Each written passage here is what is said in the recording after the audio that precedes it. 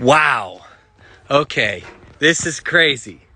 I am blown away at the vitriol and the insanity of some of you crazy people out there that I dare call out your golden calf idol of Taylor Swift. I just wanted to talk for a minute and just share a little bit of my heart from my op-ed. I'm at the park with my kids. So this is how dads survive when their wives are out of town. We go to the park. So I thought I'd take a quick walk and just share a little bit of my heart. Last year, I wrote an article that was circulated on a lot of different platforms. And I wrote an article about spiritual warfare. And so that was 1 year ago. And I had talked mainly about the Grammys and the obvious demonic worship that happened there. I was talking about Biden's State of the Union speech where he said that we want to, he did his whole massive pro-abortion thing. I had referenced many current events and I said, hey, listen, there are other powers at play here. Like our battle isn't against flesh and blood. We're in the midst of a spiritual war.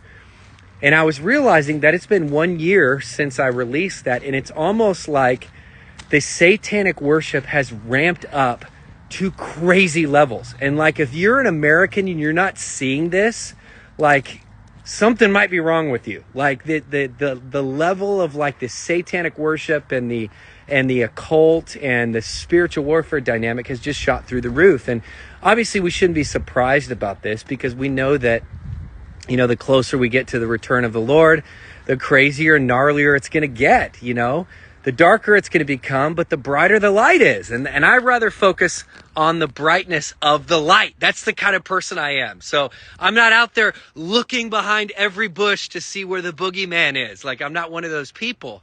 However, when I see the sheer insane idolatry, and when I see the next generation, because that's what I'm really passionate about, because I have 4 kids that are Gen Zers.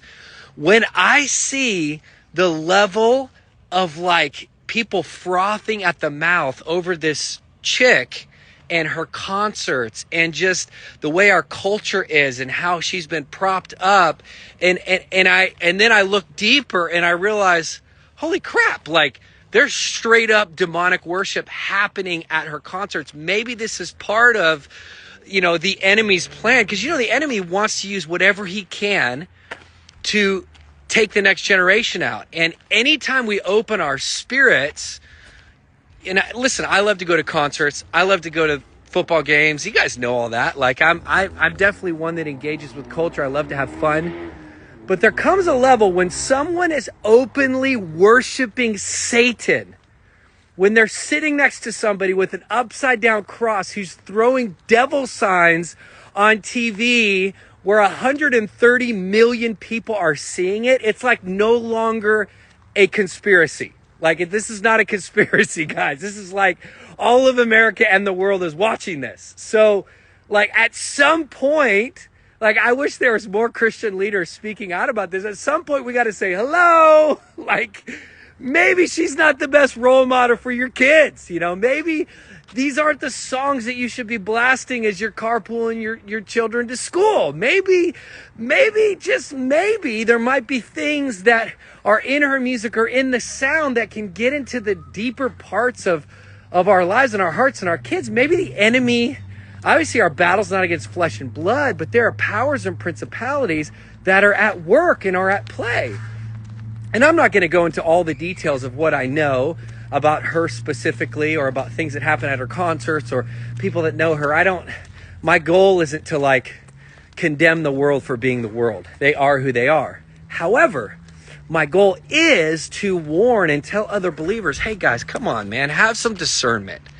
Like, have some discernment. I'm not the guy looking for boogeyman everywhere. But when there's open satanic worship that you're inviting into your homes, that you're allowing your kids to idolize, maybe you should take a pause and say, we want to look into this a little bit more, right? And so that's my heart behind the op-ed. Like, I'm not, I don't think Taylor Swift is the devil. I don't think she's the Antichrist. However, I do think she's into some dark stuff. And I think that's pretty obvious. And I think for us as believers, like, our goal, it says in Ephesians 5, I've been meditating on Ephesians 5. It says we're children of the light, right? We're children of the light. Now, I was at the Super Bowl. I was worshiping on the strip. I was there. I didn't see what was happening on TV with the flashing the devil signs and all that stuff. And so I experienced God moving in the midst of that. However, I did not realize until I shared this op-ed how many Christians and people are going out of their way to attack me, that I would dare possibly say that there's some dark funk that's perpetuating from this chick, from her concerts, from the music. And besides that, it's just not very good. It's angry songs about men. Like, I don't know. I think we can do better. So anyway, this is my heart. Read the op-ed. I feel like it's time for us. It says Galatians 5, we live as children of the light, have nothing to do with deeds of darkness, but rather expose them. And I've seen a lot of comments. A lot of people are like, well, come on, Sean. Like, why don't you just pray for her salvation? Yeah, I'm going to do that too. I pray she gets saved and leads mega, thousands of people to Jesus, and hundreds of thousands of people, and turns into the greatest revivalist of our time. That would be awesome. However, that's not the reality right now. So I'm going to call out to everybody that I know with my platform and share with them, hey, I would be careful about this. Like, I can't be raising my 4 kids, writing books to empower the next generation and not say anything. Like, that's what shepherds do. That's what leaders do, right? Is they tell people, hey, listen, you might want to have some discernment here. And so anyway, that's my heart. I pray that you guys would, if you're a parent and maybe your kid or your daughter or whatever's obsessed, I would pump the brakes, man. Like, I feel like this is an hour for us as parents, and we are literally the spiritual gatekeepers of our home.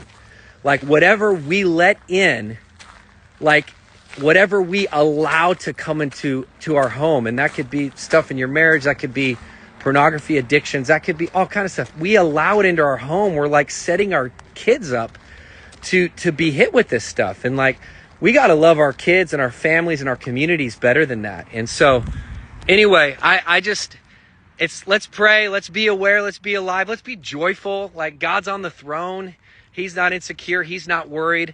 But if you want to look into this stuff, I posted some videos on Hold the Line and some other channels that show you just in concerts alone how much devil worship, satanic witchcraft is happening. It is absolutely insane. It will blow your mind how much open devil, Satan worshiping, like, it is blatant. It's not a conspiracy, and it's not difficult to find. That kind of stuff, I'm saying, you probably don't want to invite into your home. You probably don't want to invite into your kids' bedrooms. You probably don't want to invite that into your car. In fact, I would rather be on the safe side and be called religious, right? Call me religious. Call me a bigot. I don't care. I've been called every name in the book. In fact, even by me saying this, like, I don't have to say this stuff. I don't have to write this stuff. I don't gain anything from speaking out against this. I actually just get more hate. However, I feel like I need to steward whatever influence and whatever authority that God has given me. And I'm sure dang well going to do it. I'm going to speak out and speak up. So that's my heart. Read it, share it. Maybe we'll discuss more later. I'm going to get back to the park with my kids. Bless you guys.